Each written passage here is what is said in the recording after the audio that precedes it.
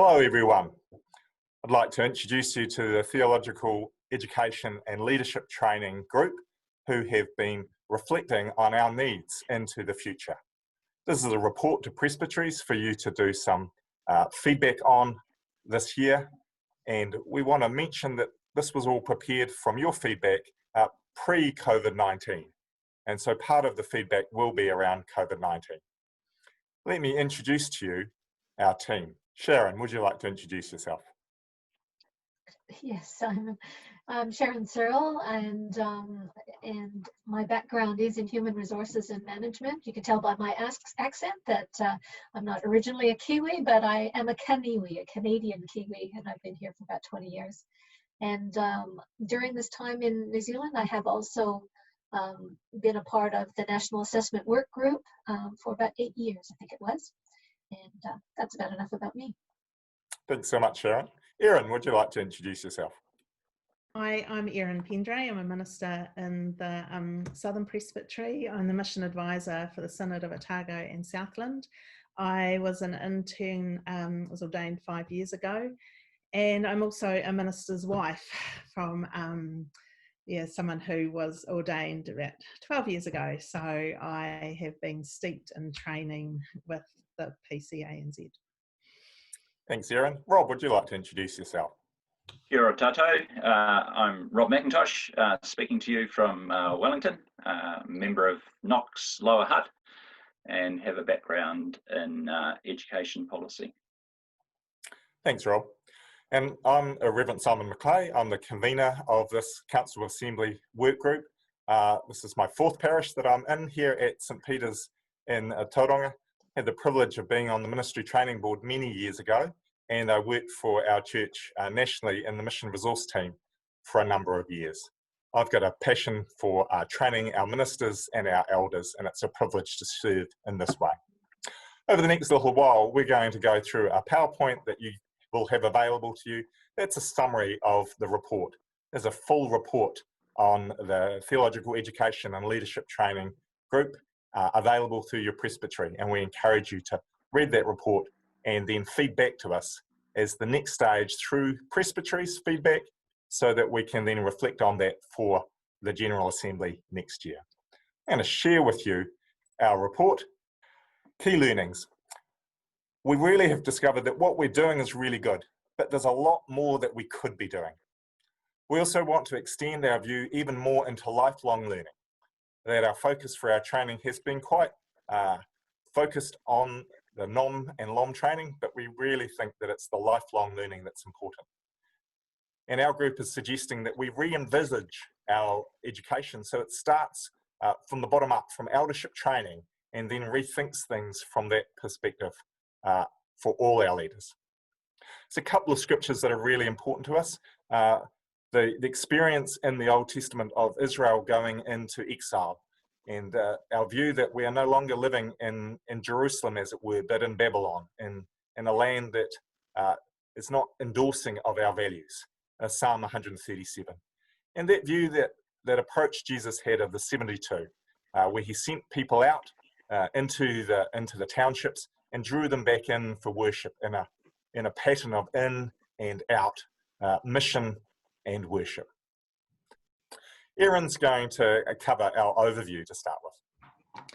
We discovered in our hearing that we'd like to have a renewed focus on eldership training as a platform for all of our leadership, that it becomes the base, that elders are a really important part of our structure within the Presbyterian Church, and we need to reinvest in training. And that we'd like to set our interns within the wider commitment of lifelong learning. Our training doesn't stop, our learning doesn't stop. We would like to establish a new deaconate, which would replace the LOM system that we have at the moment. But it would add some flexibility to our ordained ministry. It would have lower entry barriers and be open to the diverse other recognised ministries we have in the church. But we would be expecting that our deacons would, many of them would go through to become ministers through their lifetime, that there isn't an end to anything, that we can just continue learning. KCML would be succeeded with the Presbyterian Vocational Growth Team.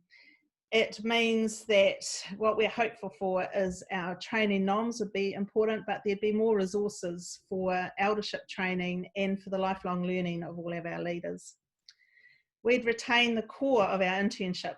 It's an excellent model, but we would change some of the deliveries so that we could incorporate the deacons training into a mini internship, and ministers from other churches would go into a micro internship. So we're capturing everyone who is needing some investment of training from us as a church.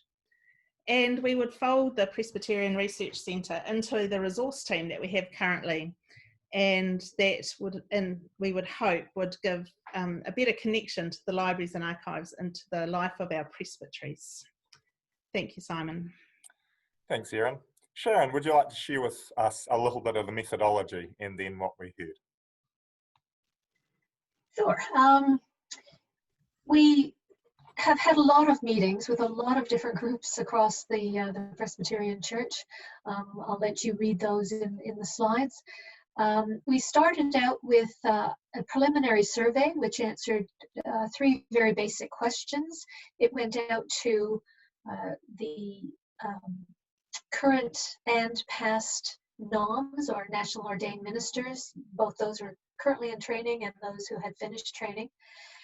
It also went to their minister mentors, and it also went to LOM trainees and their training enablers. The 3 questions were: what is going well, what's not going so well, and if you could change one thing, what would that be? That information informed us to be able to create a next more in-depth survey that went out to all interested parties. And that survey went out in September and was left open until November. So we did get quite a wide response. We had both individuals responding and groups responding. So people did get together as groups to form a response to the survey questions. So the feedback that we received is that certainly the internship is very highly valued, but it does need some modification and customization. We learned that networking and block courses and the action reflection model are very highly valued. Minister mentors and training enablers are also good value, but they need better training and understanding of the curriculum in order to be able to support the interns from inside their parishes. The curriculum came across as generally good and well taught, but there were requests for more flexibility in both assessing the interns and cross-crediting, but also adding in some practical needs around training in cross-cultural training, compliance management, pastoral care, and worship leading. And that the placement of interns needs to be in suitable, but also in growth-stimulating situations. Interns are no longer Dunedin-based, so resources need to be accessible nationally. We learned that the law needs rethinking, how it fits, how we train, how we ordain people in that role. Other feedback we heard was that we need to be more welcoming of ministers from other countries and other churches, make the process more easy for them to become part of PCANs. A very strong theme was the recognition of the priority of training across the church for a whole range of roles. And while it was recognised we do invest in training now, there was a sense that we did need to do more of that. And also a recognition of the different circumstances that our different leaders are working in terms of context, in terms of the nature of ministry, and that there's a need to recognise that, to recognise better people's past experience, and that elders and leadership in particular are going to need more equipping for the role they will play in the future. We also heard that the governance for KCML requires change, and that's been recognised by KCML itself and the leadership subcommittee. We got a lot of feedback from people suggesting that we look at outsourcing some of our training. There were a number of the trainers were suggested. There was also feedback talking about how valued having our own training was as well. We got feedback about Hewitson Library and the archives. Generally it was positive, but we found that a smaller group of people use these then would be ideal. And so that feedback was about understanding better what is available there. There was also a lot of questions around the role of KCML and whether they were providing the services and the sort of things that people wanted. What was expected of KCML? So there were many questions there, and questions about the clarity of KCML and PCANS's direction. Two features of our current situation particularly stood out for us. One is the age profile of currently active ministers. The figures provided to us show that nearly 50% of currently active ministers are 60 plus years of age, and that well over 80% of our ministers are over 50 years old or older. So this means this is a significant challenge for the church as it continues and looks into the future to refresh its ministry. The second feature that really stood out for us was the comparison between the situation for noms and for loms, and the differences in both the preparation required, the support received, and the flexibility with which the two groups are able to exercise their ministry. And we perceive this as creating particular issues for the church in terms of how it arranges and equips for ministry in the future. Got it. One of our key recommendations is the idea to replace the LOM pathway with deacons or pastors. This would be an ordained path that would be between the eldership and a nationally ordained minister. It has the flexibility to recognise the leadership and the depth of investment and the understanding that some people are called into different areas within our church. Youth, as you see on the screen, youth pastor, worship pastor, also gives flexibility to recognise in an ordained way areas of the church that we haven't envisaged yet, and we seemed to think that that was really important, to be nimble and to recognise our church as wide. It's not only about the minister of a church, there's so many avenues of ministry. So we're quite excited about this aspect of our key recommendations. Another key recommendation of our report was looking at expanding our view of learning and making sure that it has that real lifelong sense. We got some feedback about the need for a pipeline for younger people to see how they could progressively train. We felt that the best place to start would be a teaching for the eldership, a base of learning that we could share together. And then, of course, the deacons would fit into that, the internship, and our ministers progressively growing from that training. We see these multiple ongoing trainings also as part of the ministry development review, that in each new ministry opportunity or each new year, there's some new training that we can and do. We realise that sending people to KCML and expecting them to train us for all situations is far beyond the realistic. And so we adopted a much longer time frame of how can we keep training people all the way through their lives. And so there were modules that are available through PYM, such as child protection at the moment, but we also heard a cry for help in governance and preaching, group facilitation. We are realistic that parishes will probably need to fund a lot more of this than we've expected in the past, as these are ongoing costs of providing ministry. So we developed a framework that said, well, what are some of the cores, the core knowledge base that we need? And we talked about a Presbyterian sense of ethos. How do we do things practically, and also theology behind it? We wanted to emphasize scripture and theology, pastoral care and discipleship. You know, how do you disciple new believers? Preaching, and by context, we mean the new mission context that we're all living in. Some of these might develop. We didn't have the view that we had the final word in this, and we're sure that it will take some time to figure out exactly what are the categories. But we believe that a framework that starts with eldership, and there are many elements already there, but a framework for elders developing, and then for ministers and deacons, but also for a range of different people within the church, so that there are courses and days and video trainings and different ways that help us cover those bases. I remember talking to some of the leaders of the colleges around New Zealand, and they talked about how they felt that we needed our ministers to refresh in the basics every 5 or 6 or 7 years as part of their ongoing training.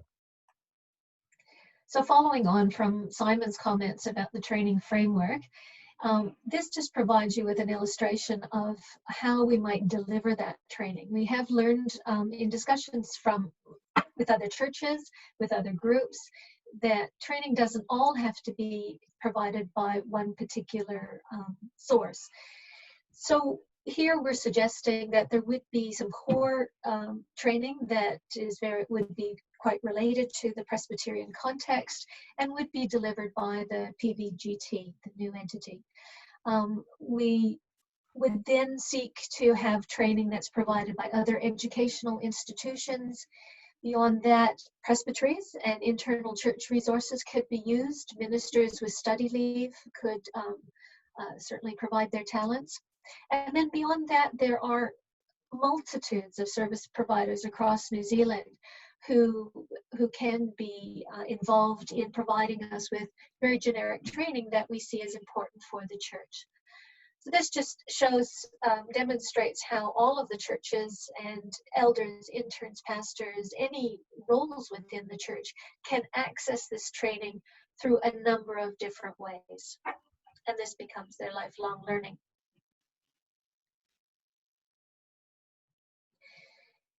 We have recommended, as part of our report, a slight change to the structure of KCML, which we would now call the Presbyterian Vocational Growth Team, or PVGT. The changes here are that we are recommending the director position would replace the principal position, and this position would be located in Wellington so that there is a close connection with the other members of that team, the leadership team, in terms of strategic planning and moving and driving some of the action plans forward.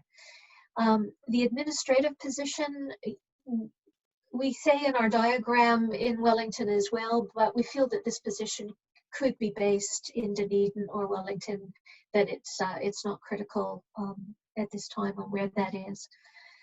We then looked at 3 positions that would be geographically based. So we would have a Dean of Vocational Studies in Auckland, a Dean of Vocational Studies in Otago, and then a Dean of Eldership Training, which would be based in Otago as well. And all of this structure for delivery of training and education would be underpinned by external training service providers, as I talked about in the previous slide. One of our key recommendations, as spoken about previously, was the PVGT, and we want to recognise that the model of internship amongst the PVGT remains a gold standard for ministry training. We want, our basing the director of the PVGT in the Assembly Office, we believe will build a stronger connection between the training of our existing contexts, what we say on the map, and the emerging expressions, the new initiatives that are happening off the map. We're hopeful that having the director in the Assembly Office actually informs the wider church on with our cutting edge thinking that's happening. The church will also be able to better inform the internship material with the skills ministers need to have. We've heard that interns come out actually just not having an appreciation of many of the roles they're expected to do. So it gives an ability for the internship to be informed by the church and the PVGT to inform the wider church. We also are hopeful that the internship training can then better interrelate with the wide range of training the church provides through PYM and Kids Friendly and the ethics training, that it actually becomes this wide package that the church is investing in to our leaders. Part of our role, of course, was looking at the Hewitson Library and the archives. And we found that KCML recently had been working really closely with library and archives. And so there's a series of our younger ministers who've got a really positive experience of some of that. There was a decision at one stage that charged ministers for use of the library, and that really held the library back. And so we're pleased that that's been reversed, and we're looking to the future of the library. we realised that through no fault of their own, the director of the Presbyterian Research Centre and the archivist have a relatively limited relationship with the wider church. And we're looking at ways of building those relationships. A, by connecting them into the resource group through the Assembly office, but also the idea of trying to bring some people down from presbyteries to the archives and library so that we can build a healthy interrelationship. We had a good look at the library and we really feel this is a great resource that it would be a shame to lose at this stage. And so our goal, our strategy is to better use the library and certainly the archives as well. And so we want to break down the isolation that sometimes the library and archives feel from the direction of the PCA and GZ generally.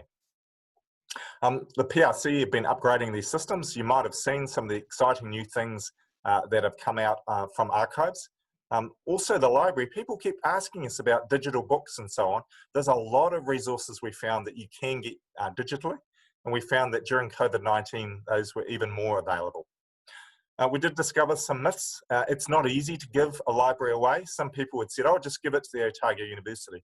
The university doesn't necessarily want the library. They would not keep all the books and our access to it would be significantly limited. We heard some tragic stories about libraries closed in parts of New Zealand where basically all the books were thrown out. And so we, at this stage, believe it's important that we try to retain our library and certainly our archives. And we see there's real opportunities to use these into our future. So the question that we have and want to work on is how can we better use our library and archives? We've even suggested the idea of basing a spiritual growth director in the library and archives, a part-time role to grow that in the life of our church. And that's also the reason that we've decided to recommend incorporating the library and archives into the resourcing team based out of the Assembly office, to cut down that isolation, and the same as with the PVGT, to look at how we can better use these resources right across the breadth of the church.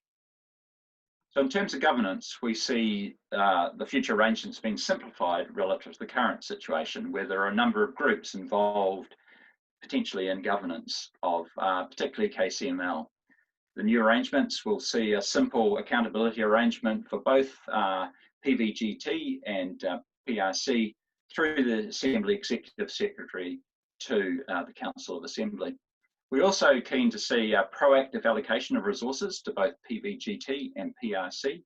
Currently, the church meets the deficit of both groups.